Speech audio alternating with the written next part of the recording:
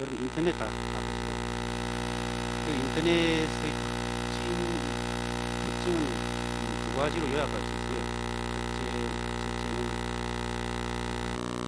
빠르다는 얘기죠. 이게 인터넷이라는 것은 즉각적으로 서로 소통을 할 수가 있는 그 전화와 마찬가지죠.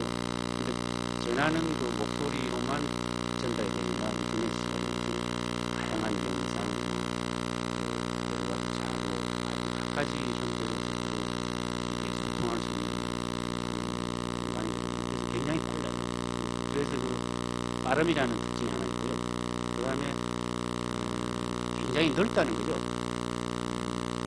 그 인터넷 공간 일단 어떤 거를 띄우면 그걸 보는 모든 사람들은 다 볼 수가 있죠. 어떤 국경의 제한도 없고 나의 제한도 없고 굉장히 넓어요.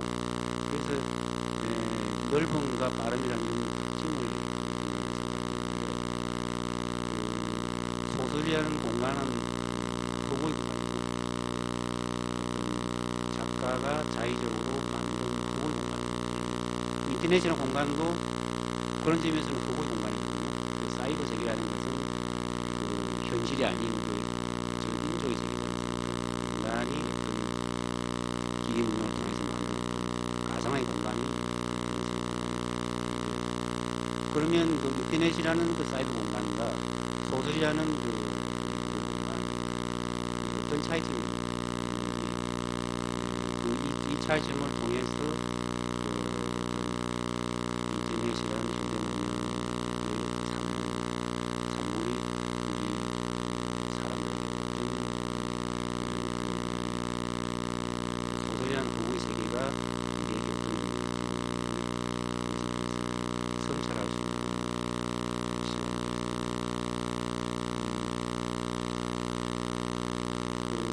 도구라는 것은 제가 소설에서의 도구는 좀 단순한 도구가 아니죠. 단순한 도구가 아니고 어떤 현실을 성화시키는 그럼으로써 어떤 보편적인 진실로 향하는 어떤 창조된 세계죠. 소설이라는 공간은 그러므로 해서 어떤 개인의 진실이 아니고 개인의 진실이 도구라는 어떤 통로를 통해서 그 보편적인 진실로 성화되는 과정이거든요. 그게 이제 소설에서 그 픽션이라는 게 그 꾸며진 이야기지 않습니까? 그 꾸며진 이야기라는 것은 단순하게 어떤 그 사실을 재현하는 그런 사진 같은 그런 사회의 세계가 아니고 어떤 꾸며진 공간이 아니고 그런 허구의 통로를 통해서 어떤 그 모든 사람들이 공감할 수 있는 어떤 보편적인 진실로 이렇게 끌어올리는, 성화시키는 그런 통로로서 소설의 허구가 작용을 하거든요. 그렇기 때문에 이 과정이 있기 때문에 소설은 다른 장르 구별되는 것이고 그 에세이라든지 시라든지 이런 것은 표현이 직접적이거든요. 직접적이지만 소설은 어떤 새로운 세계를 가공을 해요. 이 가공의 세계가 이제 소설이라는 장르의 특징이고 소설이라는 생명을 만들어내는 에너지죠. 인터넷 세계는 빠름과 넓음이라고 그랬죠.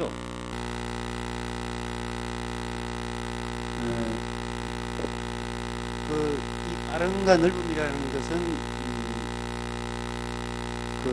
요즘은 그 자본주의 사회지 않습니까? 자본주의 사회의 특징이 빠름과 넓음이에요. 가령 우리 그 상품을 생각해 보면요. 그 상품이라는 게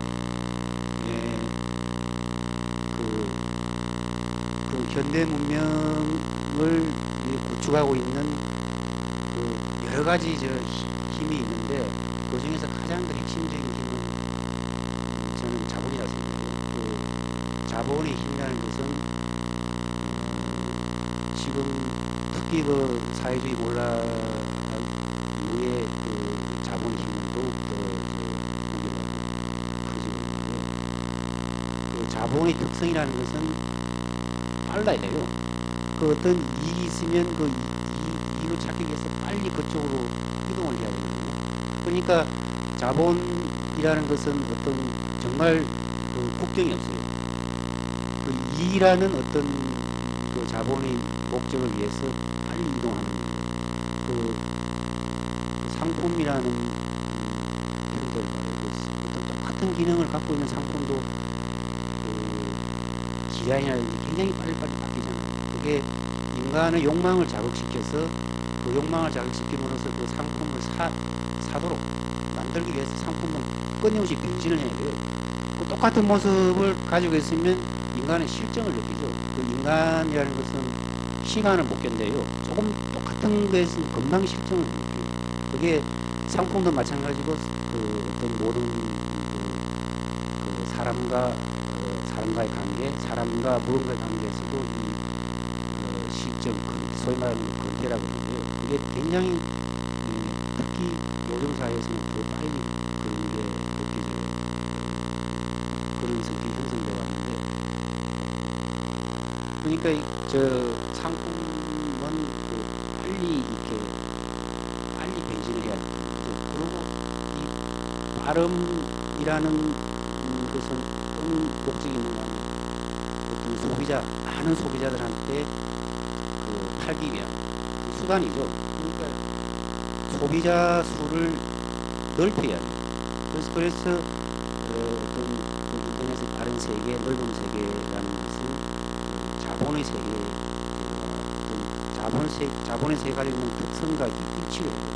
그래서 저는 인터넷이 급속도로 발전을 하고 확대한 큰 이유 중에 하나가 이런 그 자본의 속성에 가장 어떤 구현된 기계 있는 매체이기 때문에 인터넷이 급속도로 발전되었거든요. 그러면 그 인터넷의 어떤 그 사이버 세계와 그 소설이라는 어떤 그 허구의 세계 근본적으로 다른 차이가 있거든요. 이게 오늘 제가 말씀드리고 싶은데, 소설이라는 것은 조금 전에 하나의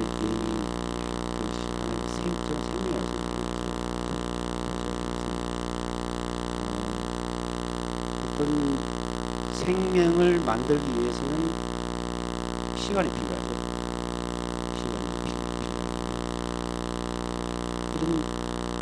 그 아무리 빨리 그 생명을 만들고 싶어도 그 생명에는 그 가령 꽃이라는 것은 그 씨를 뿌리면 그 꽃으로 피어나는데 어떤 시간이 소요가 되는데요. 그게 비와 바람과 여러 가지 생명에 필요한 요소들을 이렇게 씨라는 생명의 씨가 먹어야 되거든요. 그래서 그게 계절이 바뀌고 이게 어떤 자연의 시간이죠. 자연의 시간은 굉장히 지금 우리의 어떤 이런 그 상품의 발음이라는 척도에 의한 굉장히 느린 시간이죠. 느린 시간이고 동시에 그 인터넷의 세계는 이게 빨리 퍼져나가는 넓음을 지향하지만 그 생명의 세계는 이런 느림과 그다음에 깊은 세계죠. 깊은이라는 것은 가령 그 태아가 어머니 뱃속에 태아의 공간이 어머니 뱃속이라는 그 어머니 뱃속이라는 것은 한없이 깊은 공간, 한없이 깊은 세계예요. 그것은 바깥에서는 도저히 볼 수 없는 그런 깊은 동굴 같은 세계거든요. 그 속에서 생명이 자라는 것이고, 그래서 생명을 잉태시키기 위해서는 그런 깊은 필요한 거죠. 그래서 저는 소설이라는 생명은 어떤 발음과 대비되는 느림과 깊음을 요구한다고. 소설이 필요한 그런 자양분은 느림과 깊은 것을 그러면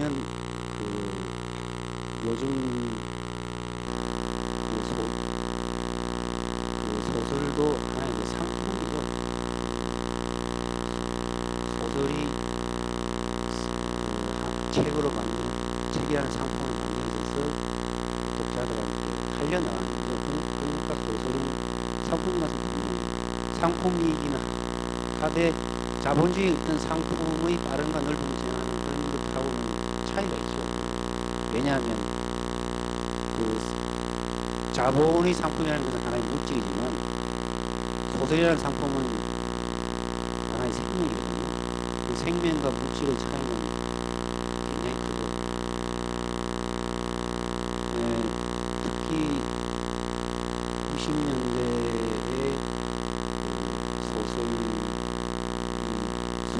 죽음, 소설이 이런 이야기가 드러나왔는데 그 가장 중요한 이유는 사람의 욕망이 이기적 문명 속에서 고속도로 변화해 나가고, 그 다음에 특히 대중문화에서는 발전이 많이 되면서 이런 것 속에서 소설이라는 상품은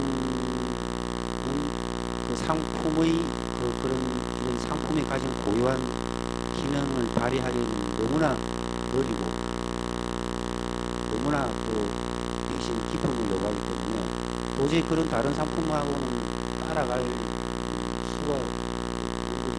그러니까 이제 그런 측면에서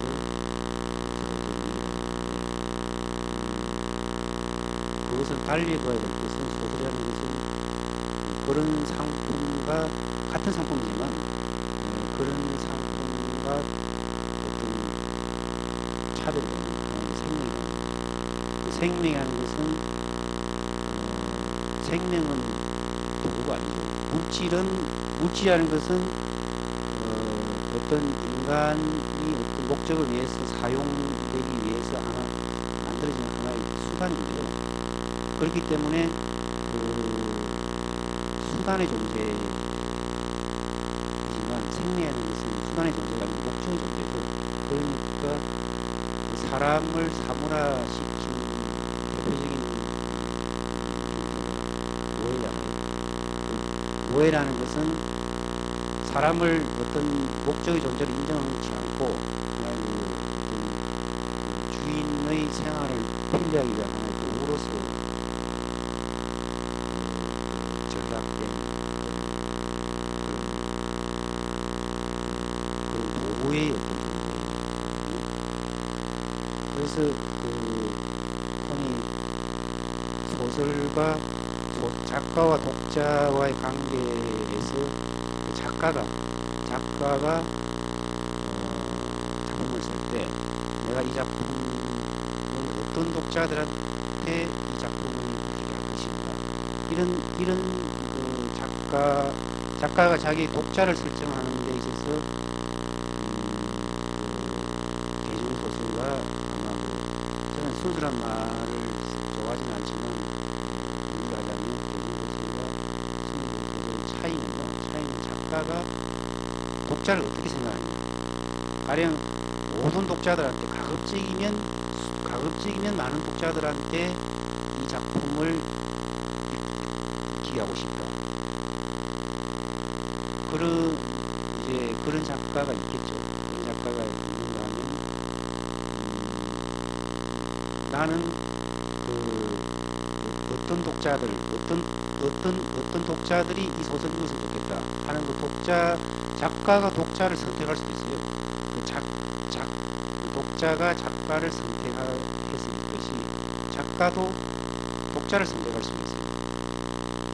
그게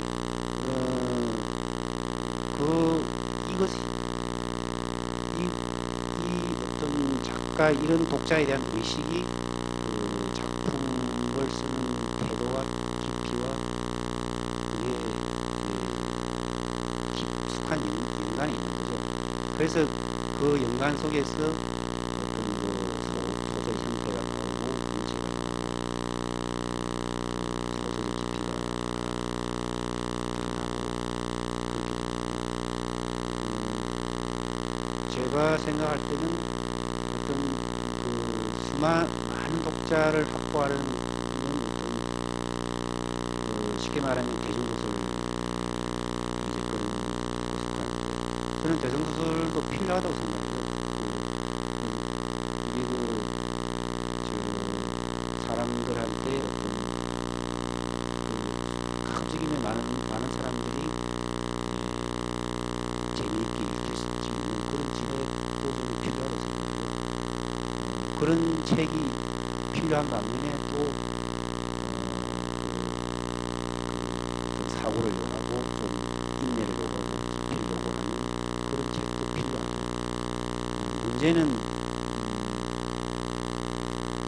이게 어떤 그 사회의 어떤 환경 속에서 지금 우리가 곤란한 환경 속에서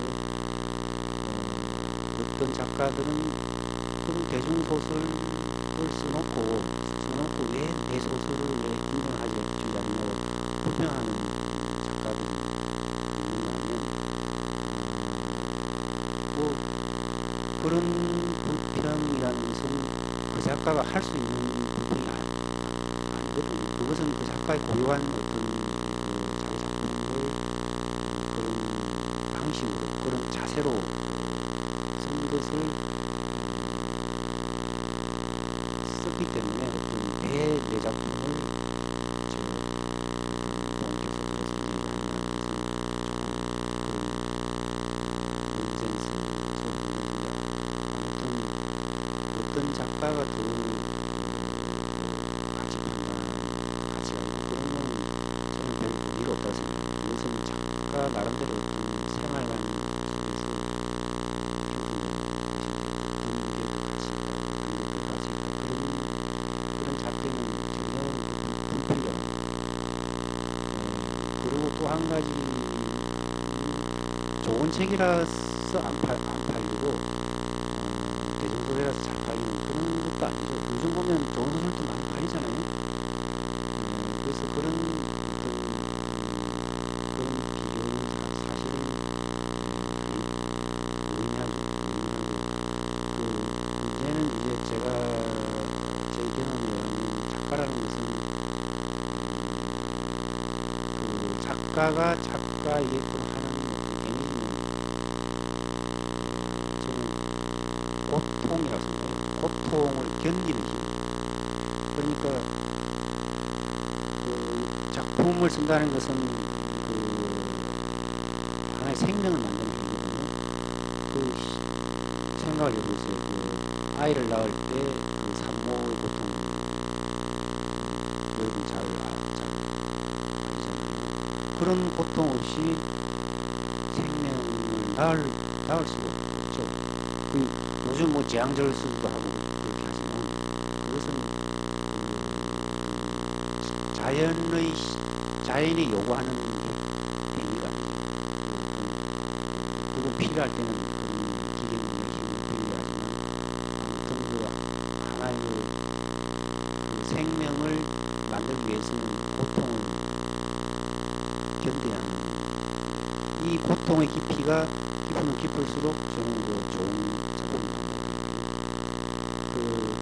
결국 그 소설가는 그런 그 고통을 직시하고 그 고통의 신념을 들여다보고 그 신념 속에서 견디는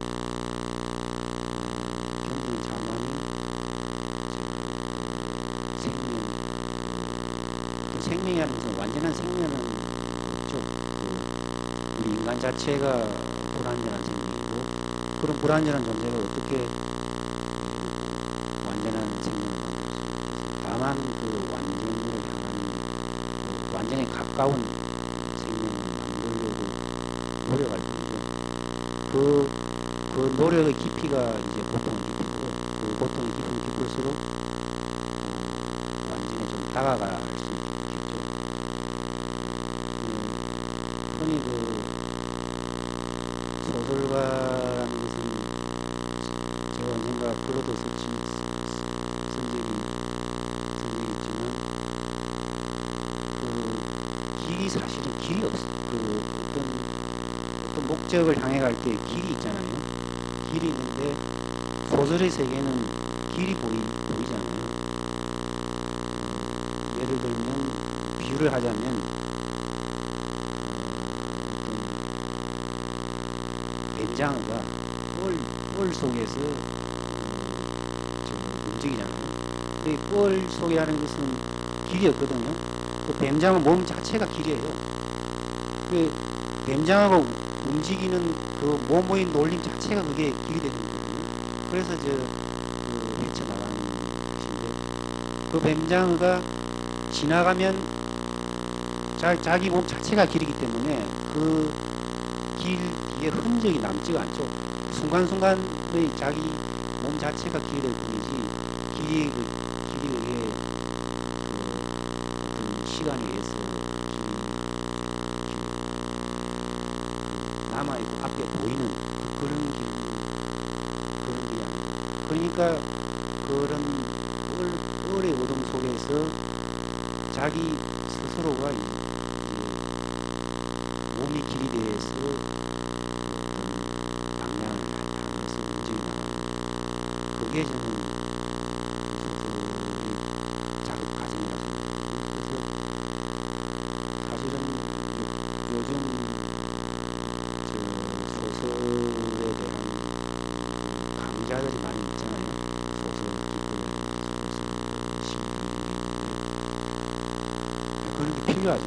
그것은 하나의 그 소설로 어쨌든 하나의 공정 과정이고, 그런 공정을 하는 데 있어서 어떤 그 기술은 방법은 이런 게 분명히 있어요. 그런 걸 터득하는 분하고 터득하지 않는 분하고 차이가 분명히 있죠. 그렇지만 그것은 하나의 그 외면적인 그 소설이 요구하는 에너지가, 내면의 에너지가 있고 바깥의 에너지가 있거든요. 그런 소설 창작물 기술로는 바깥이 요구하는 에너지라면, 이 내면의 에너지는, 그것은 조금 전에 말한 어떤 고통을 느끼는, 그 다음에 어떤 자기의 어떤 삶의 경험, 그런 게 어우러진 어떤 우리가 설명할 수 있는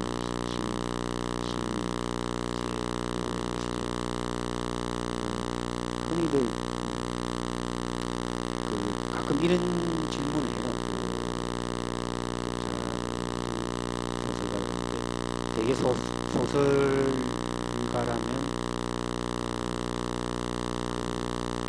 남다른, 살아오면서 남다른 경험을 했을 것이다. 그렇기 때문에 그 소설이라는 게 이야기니까요. 남다른 경험을 했기 때문에 소설가 되지 않는 그런 질문 가끔씩 하는데, 그것은 사실 틀린 말도 아니지만요, 맞는 말도 아니에요. 왜냐하면 우리 그 한 사람이 살아가면서 경험할 수 있는 어떤 경험을 포기하는 것은 한정되거든요. 이례적이에요. 어떤 파란만장한 삶을 사는 사람일지라도 그 경험은 이례적이에요. 그렇지만 소설이 요구하는 그 이야기의 세계는 이례적이 아니거든요. 그것은 굉장히 단면적이고 입체적이고 다양한 어떤 그 생명의 어떤 모습을 요구하는데, 그런 이례적인 삶으로서는 그런 막막한 소설 공간을 메울 수가 없어요. 물론 그 경험을 많이 했으면 경험을 덜한 작가들보다는 조금 유리한 점이 있겠죠. 유리한 점이 있을지 모르지만 그것은 굉장히 사소한 결국은 그 소설이 요구하는 깊은 공간을 메우기 위해서는 그 장인이 한 조각을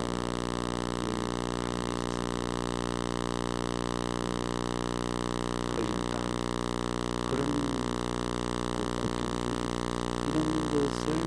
받아들일 수 있는 작가와 그 고통을 피하려 하는 작가. 이게 조금이라도 이게 소설 쓰다 보면 이게 항상 벽이 있어요.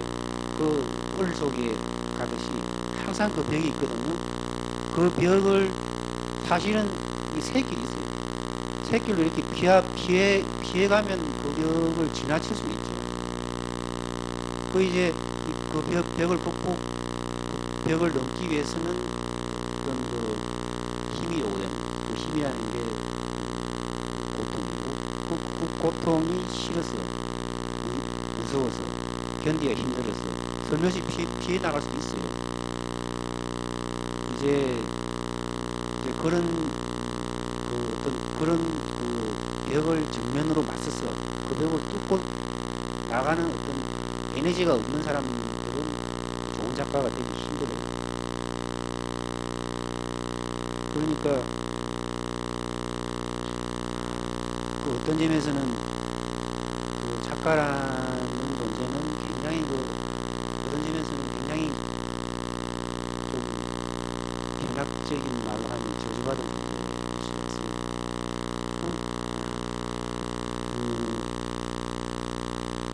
그게 소설을 쓰지 않으면 마음이 편하면요, 저는 안 쓰겠어요.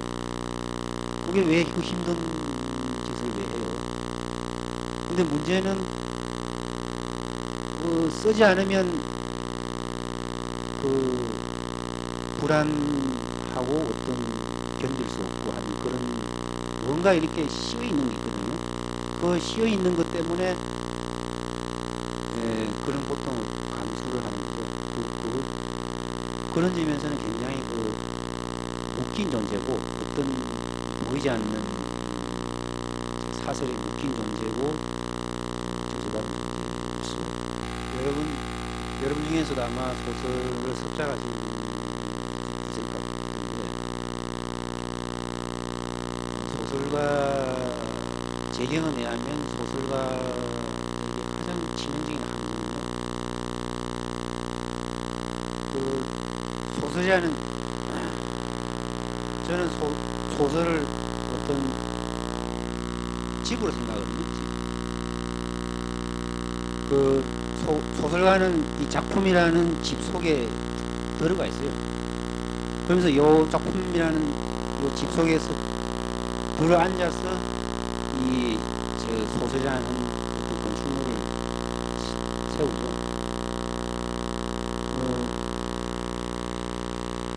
소설이라는 장르는 입체적이에요.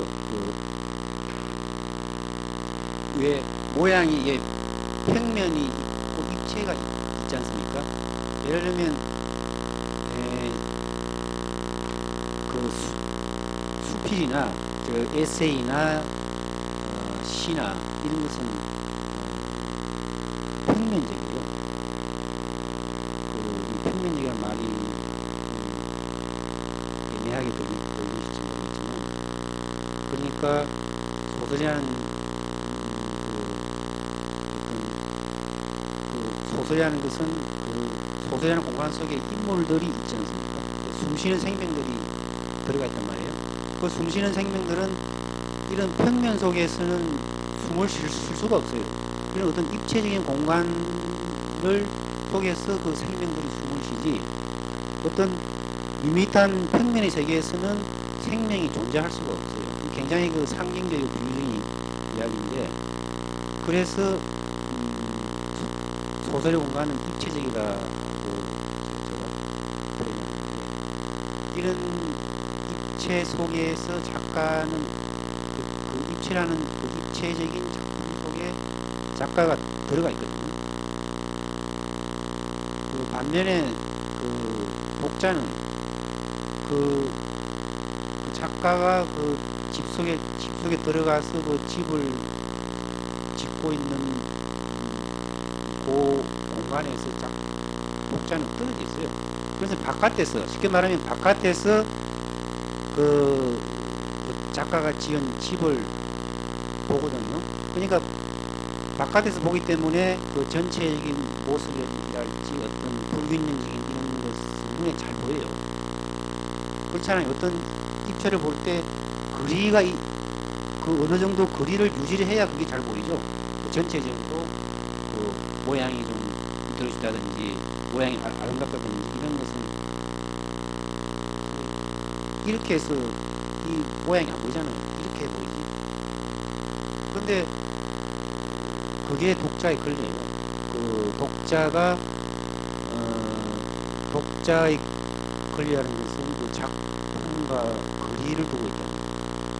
반면에 작가는 자기 작품과 거리를 둘 수가 없어요. 그건 작가의 숙명이죠. 그 속에 자기 작품 속에서 빠져나올 수가 없어요. 그러니까 자기 작품이 어떻게 만들어졌는지, 어떤 꼴이 제대로 됐는지, 좀 불균형한지 이런 것은 바깥에서 사실은 작가가 나와서 그걸 보고 싶죠. 그렇지만 그 숙명적으로 작가는 그게 나올 수가 없어요. 그러니까 독자의 눈에는 이게 삐뚤하다, 이게 아름답다 이런 게 보이는데 작가는 그걸 볼 수가 없어요. 그러니까 그 작가가 제일 무서운 사람은 독자예요. 물론 그 독자의 눈도 차이가 있죠. 눈 밝은 독자들도 있고 그걸 제대로 감상할 수 있는 눈을 가진 독자들도 있고 그걸 제대로 감상하지 못하는 독자들이 있어요.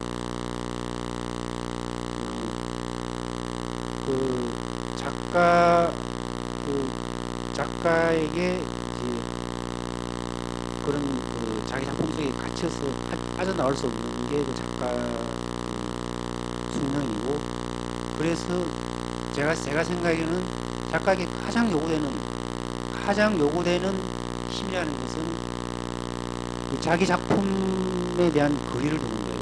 그렇지만 또 물리적인 거리는 두다는 것은 불가능하고 어떤 작가의 내면 속에서 자기의 내면 속에서 거리를 둬야 돼요. 그게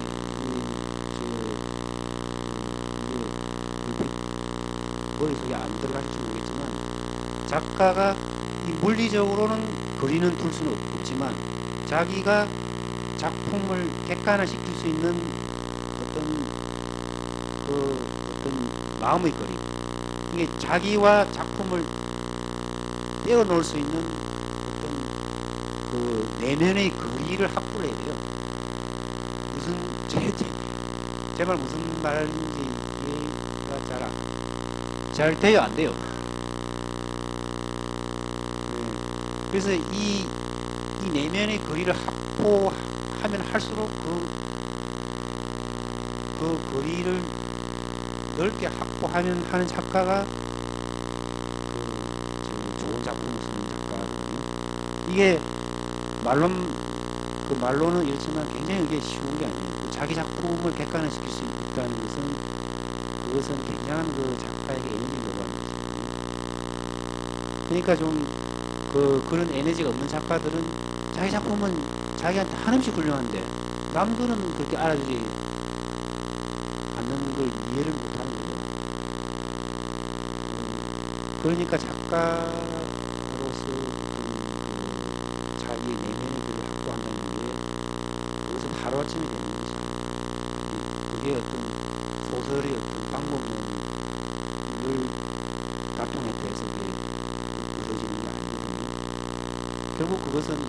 결국은 고통을 견디는 힘과 영광이거든요. 자기 작품을 냉정하게 볼 수 있는 그런 눈을 간다는 것은 그것은 작가에게 가장 궁극적으로 요구되는 그 힘이야말로 좋은 작품을 쓸 수 있는 원천입니다. 그래서 독자 입장에서 그 작품을 읽는 즐거움이 있죠. 자기가 확보할 수 있는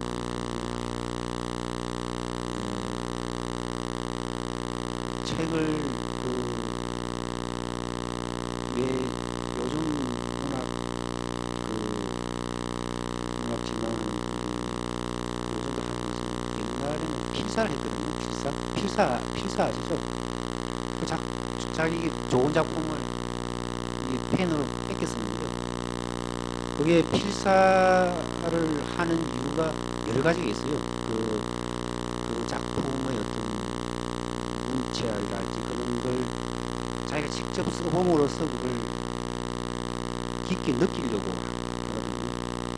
이게 그래서 어떤 문장의 어떤 묘미랄지나 문장의 어떤 흘러가는 흐름 이제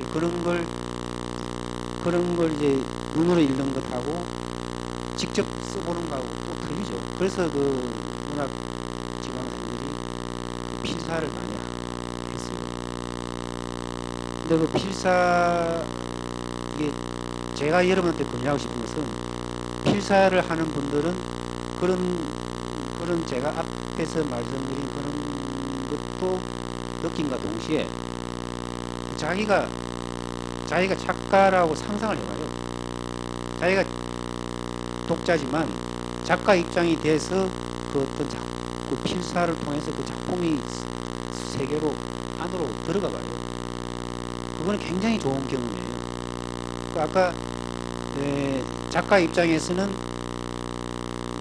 작가가 독자가 될 수가 없으니까 자기 작품에서 빠져나올 수 없으니까 자기의 내면 속에서 그 거리감을 두라고 했잖아요.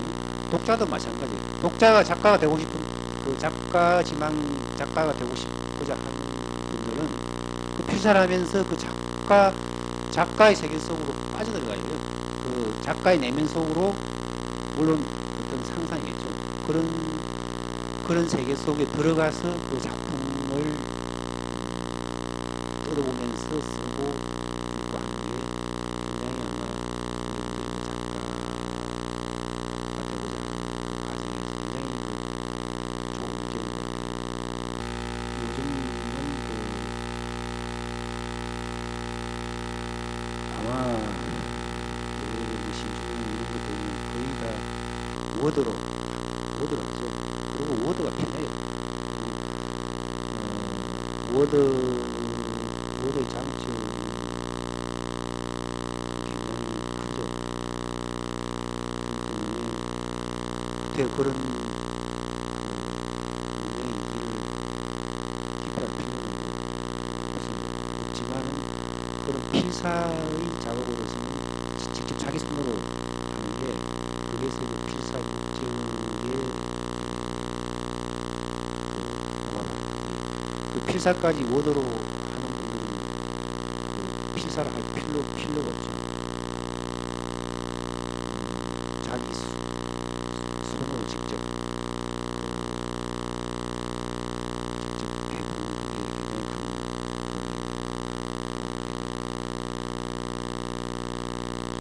되게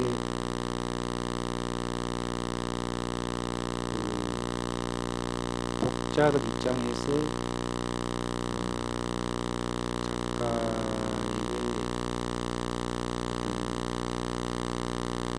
궁금한 점들이 많이 있는데 그 중에 하나가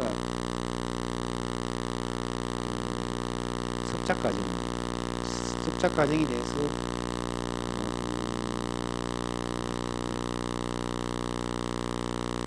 제가 아까 소설이라는 게 도구의 세계이면 그러면서 생명이죠.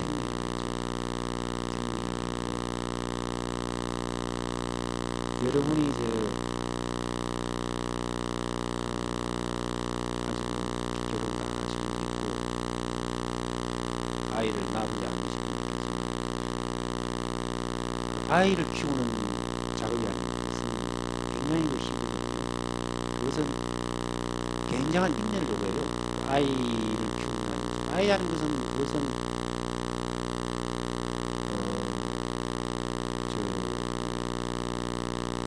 어떤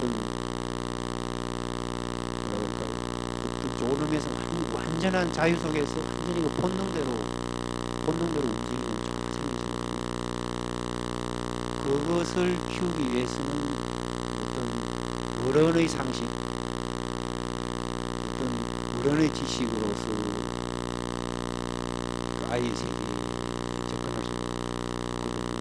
그러니까 어떤 인간관계에 있어서 인간과 인간의 관계에서 제일 가장 좋은 관계라고 생각해요. 그것은 가장 좋은 관계라는 것은 그 사람과 똑같은 입장, 똑같은 위치에 서는 거예요. 그러니까 쉽게 예를 들면 어머니가 아이에게 때로는 아이의 친구가 될 수 있거든요. 이렇게 어머니가 아이의 세계로 내려올 필요가 있어요.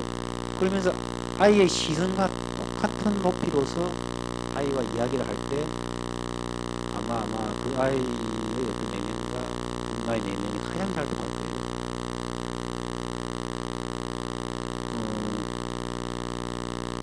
그것은 소설의 세계에서도 소설이라는 것은 하나의 생명이 있습니다. 그 소설이라는 생명과 대화를 하기 위해서는 어떤 소설을 같이 높이다는 것은 굉장히 애매한 말인데,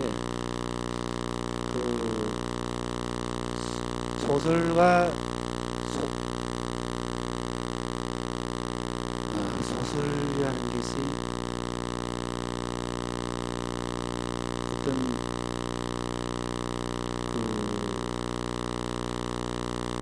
가끔 작가 입장에서 가끔 그런 걸 느낄 수가 있어요. 저 소설이 나를 바라본다는 느낌을 가질 수가 있거든요. 그것은 아마 여러분 입장에서는 조금 낯선 말인지 모르겠지만, 작가가 소설을 바라보지만, 소설을 어떤 면에서 내려다보지만, 소설이 작가를 바라보고 내려다볼 수 있어요. 그게 소설과 작가의 관계에서 그런 어떤 생명의 관계, 그리고 제가 이게 어떤 쉬운 말로 설명하기가 굉장히 힘들어요. 이게 아마 설명되어질 수 없는 어떤 세계인데, 아마 여러분들도 아마 나름대로 다 느낄 수는 있죠.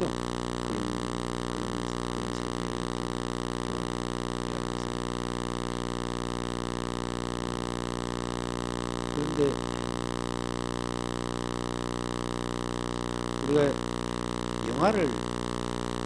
영화라는 장르와 소설이라는 장르 비교를 하면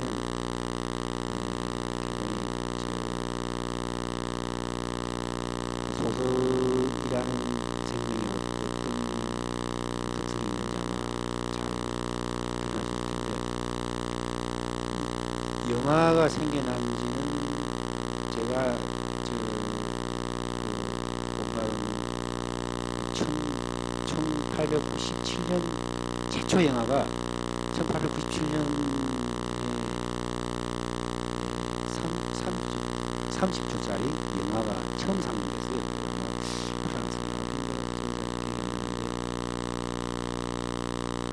그 영화 30짜리 영화인데 기차가 정류장으로 안으로 들어오는 걸 그래서 처음으로 그걸 공개 홀에서 보이는데, 그 사람들이 기차가 자기 앞으로 달려오니까 놀래서 그냥 다들 또 일어나고 그 사람은 도망가고 그랬대요. 그리고 사진이 움직이니까 얼마나 놀랬겠어요. 이게 움직인다고 생각해보세요. 굉장히 여러분도 도망가겠죠. 이게 불과 그게 100년 전이에요. 그런데 이제 그 100년이라는 역사는 굉장히 짧은 거죠. 연극이라는 장르는 언제 생겨났겠어요? 연극이라는 장르는 굉장히 고대 사회부터 있어왔거든요. 그 연극이라는, 저는 이게 소설이라는 장르와 어떤 점에서 제일 가까운 게 연극이라고 생각해요.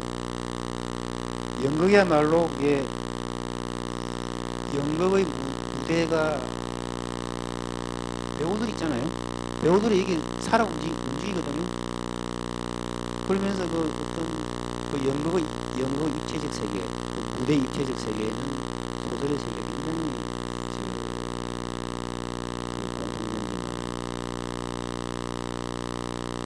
근데 그 연극의 역사라는 것은 헤아릴 수가 없거든요. 소설의 역사도 그 소설의 전신은 서사시죠. 그 서사시라는 것은 여러분도 알겠지만 호모 일리아드 그때가 몇 년이 그리스 시대에 굉장히 오랜 역사죠. 근데 영화는 100년밖에 안 됐어요. 그런데 어떤 예술 사조가 그 문예 사조가 있잖아요. 낭만 시절, 고전주의, 낭만 그런 사조가 바뀌기 위해서는 그 인간의 어떤 가치관의 변화, 그 다음에 역사의 변화에 따라서 바뀌죠. 그래서 그 사조라는 게 인간의 환경과 인간의 정신의 변화에 대응해서 문예 사조가 바뀌었거든요. 근데 영화에서는 그런 어떤 사조의 변화가 거의 생략됐어요. 그 100년 동안 영화의 발전하는 것은 어떤 유무시거든요. 그리고 영화라는 장르는 그 기계문명, 그 인간의 정신의 변천과 대응해 온 게 아니고 그 기계문명의 발달과 대응해 왔어요. 그 영화의 그 테크닉들, 그 처음에는 이상한 그 활동사진에서 오늘날 영화의 기법이라는 것은 첨단 기법이라는 것이 엄청나잖아요. 그러니까 영화의 경우는 그 대개 예술이라는 것은 정신이 예술의 어떤 모습을 움직여서 소위 말하는 문예 사조로 이렇게 변증되거든요. 그렇지만 영화는 그 정신이 아니고 기법이 영화의 혼을 바뀌어왔어요. 그러니까 어떤 혼의 발전보다는 기법이 훨씬 앞서 나간 거죠. 그래서 기법이 어떤 정도 혼을 끌어당겼다 할 수도 있고, 어떤 점에서는 또 기법이 그 혼을 앞지른 기법이 오히려 혼을 위축시키고 혼을 훼손시켰다고 할 수도 있죠. 그리고 또 극단적으로는 기법이 혼을 삼켰다고 할 수 있거든요. 그 오늘날 그 자본주의 사회에서는 그 자본의 주의가 그리고 자본의 논리가 그 인간의 혼을 삼켰다고 합니다. 그러니까 우리 인간의 생활이라는 것은 인간을 위한 생활이 아니고 자본을 위한 생활, 자본의 이익을 위한 생활.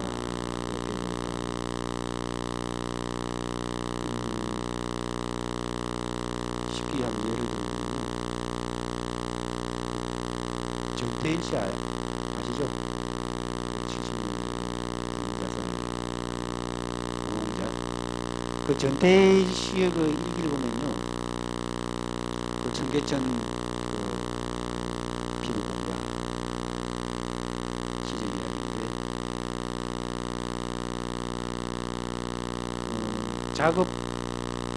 작업 시간 중에서 그 화장실 가는 시간을 공장주들이 제한을 해요. 그러니까 화장실 갔다 오는 시간이 아깝거든요. 그러니까 그게 이게 제한을 한 화장실에 자주 갈 수가 없어요. 그러니까 어떤 게 생기냐면 점심시간에 밥을 먹는데요, 국물이 있는 밥을 안 먹어요. 국물을 먹으면 소변이 말했잖아요. 그걸 막기 위해서 국물 없이 그 마른 밥을 먹어요. 그러니까 그 자본의 이익을 위해서 인간의 삶이 그렇게 이상하게 뒤틀리잖아요. 그러니까 그것은 누가 주인이에요? 그 자본의 이익을 위해서 인간의 어떤 생활이 그런 식으로 뒤틀려 왔어요. 그게 하나의 그런 전도된 세계에 대해서 저들은 정직하게 분노를 했죠. 그래서 자기 몸을 태워서 이제 알리기 위해서 영화라는 장르가 어떤 점에서는 기법이 그 예술의 어떤 영화 예술의 어떤 혼을 집어삼키는 그렇게 해석할 수도 있어요. 그런데 이 요즘 영화라는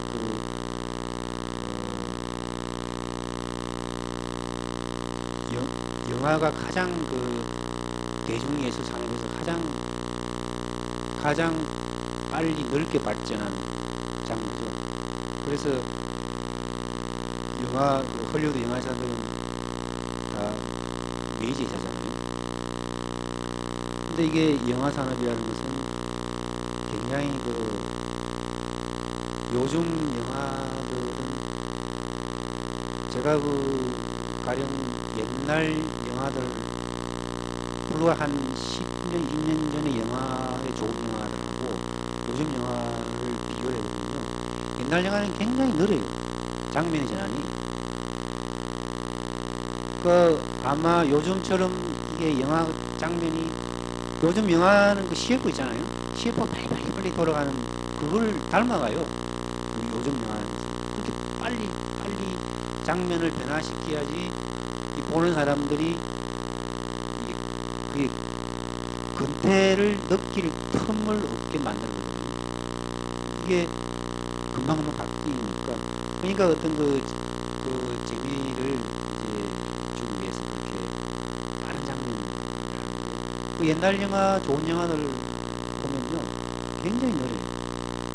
그래서 그게 그래서 세월의 차이죠. 그 세월의 차이라는 것은 우리 인간들의 어떤 시간감, 시간에 대한 어떤 감각이죠. 시간에 대한 감각, 그 차이. 근데 요즘 세대들은 시간을 어떤 가령 느린 장면, 어떤 느린 모습은 굉장히 참기 힘들 거예요. 인터넷이라는 것은 굉장히 빠른 세계죠. 그러면서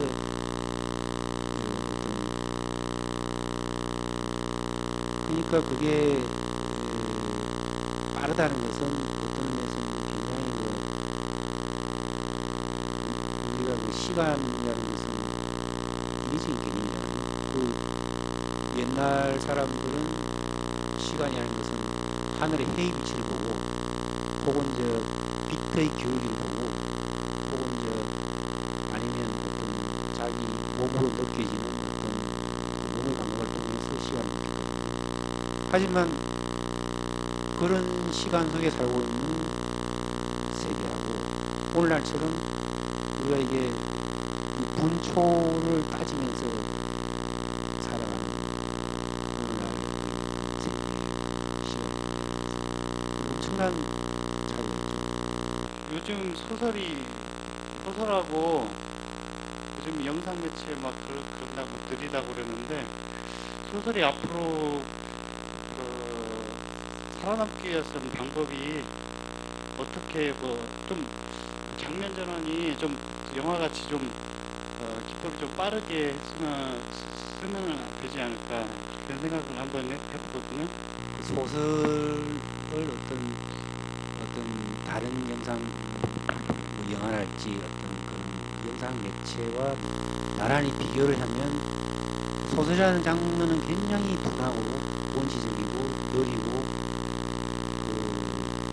어떤 점에서는 굉장히 불가능한 장면이 그걸 똑같은 시선에서 그걸 보기 때문에 그런 현상이 생기는데 저는 소설을 그런 지평선상에서 비교한다는 것 자체가 저는 잘못되거든요. 소설이라는 것은 그런 어떤 자본주의 사회에서 어떤 도구적인 어떤 형태의 그 장르가 아니고 하나의 그 소설이 가지고 있는 고유의 어떤 내적인 성향, 조금 전에 말한 것처럼 그 자본의 사회, 자본주의가 요구하는 그런 것과 오히려 역행되는 느리고 깊고 하는 그 소설의 생명이라는 것은 거기 있기 때문에 소설을 똑같이 어떤 그 대중산의 어떤 상품과 나란히 비교를 해버리면 그것은 잘못된 비교이고 어떤 해답을 얻는다는 것은 올바른 해법을 찾을 수가 없다고 생각합니다. 그래서 소설은 또 다른 시선으로 조금 전에 말씀드린 것처럼 다른 시선으로 비교해서 그렇기 때문에 저는 소설이 어떤 대조를 한다는 소설의 죽음이라는 그런 것에 대해서는 동의를 합니다. 그런 특성 때문에 소설의 생명은 결코 이어지는 거죠. 계속. 정말 작가란 고독한 직업인가. 그리고 옛날에 누가 뭐 세헤라 자대의 운명에 대해 얘기했는데 선생님은 앞으로 언제까지 글을 쓰실 계획인지 자기의 그 이야기거리 미천이 언젠가 바닥나지 않을까 이런 불안감 같은 건 좀 없으신지. 네, 그냥 작가란 정말 고독한 존재인가 그 근원적인 질문이야. 작가가 고독하다고 말할 수도 있고요. 그게 그 고독이라는 말은 아마 질문하는 독자들 입장에서도 그런 고독을 가지고 있을 거고, 작가가 저는 그 작가와 작가 아닌 사람의 차이는 작가는 그 자기 세계 속에서 쉽게 말하면 소설적인 인물을 만들어내는 사람이거든요. 그 인물을 만들어내고 그 인물과 끊임없이 대화를 하는 사람이기 때문에 어떤 점에서는 고독하지가 않아요. 그런 어떤 허구 인물이긴 하지만 자기가 만들고 있는 그런 생명과 끊임없이 대화를 해야 되는, 순간적으로 해야 되는 그런 점에서는 작가는 고독하면서도 또 다른 측면에서는 고독하지 않을 수가 있어요. 그리고 뭐 미천이 언제 그 미천이라는 것은 그 소설은 이야기지만 그 단순한 이야기가 아니거든요. 그러니까 어떤 인간의 정신이라는 것은 그 바닥이 없기 때문에 그 미천이 떨어졌다 안 떨어졌다고 말할 수는 없죠. 그 정신의 10년을 깊게 오래 보는가, 얼마나 깊게 오래 보는가에 따라 작가의 생명하고 연결이 되죠. 글을 쓰시는데 절대적으로 아주 그냥 영향을 끼쳤던 글이라든지 책이라든지 소개해주세요. 어떤 의미에서 작가는 그 선배 작가들 영향을 끊임없이 받죠. 그 작품을 통해서 그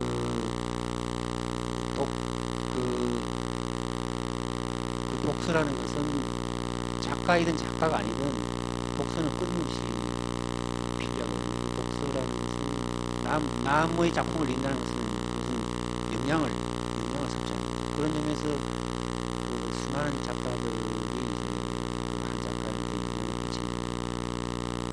또 여러 작가들이 있지만 제가 얼핏 말씀드리면 최근에 있는 장편 소설 중에서 그림자 영혼이라는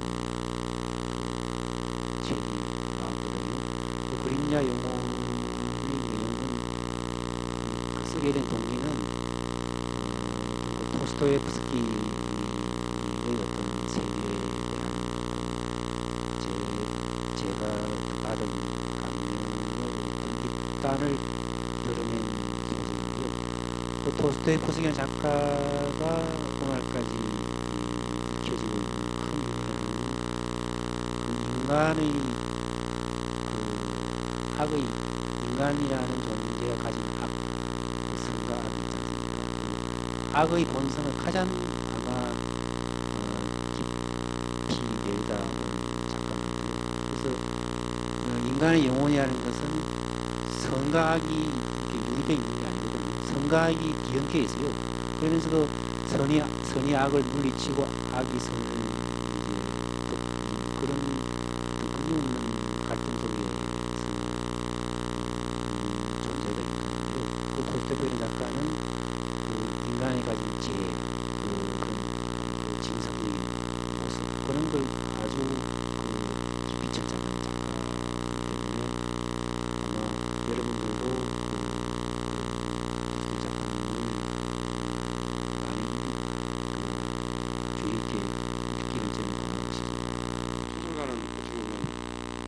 유가동성이가 뭔가를 쓰지 않으면은 불안하고 초라하다, 보이지 않는 사슬이 묶여 있는 것 같다, 그런 말씀하셨는데, 그런 말씀 들어보면은 소설가라는 게 천성적으로 타고날까요? 아니면은 자기가 노력을 해서 재능을 발휘해서, 아니면 두 가지가 합해서 소설가. 그 가장 이제 그 가까운 대답은 아마 두 가지가 합한 게 아닐까 생각하는데, 글쎄 그게 사람마다 타고난 재능이 있겠죠. 뭐 운동을 잘하는 사람도 있고, 다른 그 미술을 그 그림 그 화가들을 보면요, 저는 화가들을 보면 그 타고나지 않나 하는 생각이 드는데, 어떻게 그렇게 그림을 아주 문양 입장에서 보면 그 자연과 똑같이 그릴 수 있는 생각은 감탄스럽거든요. 그런 점에서 그런 분들은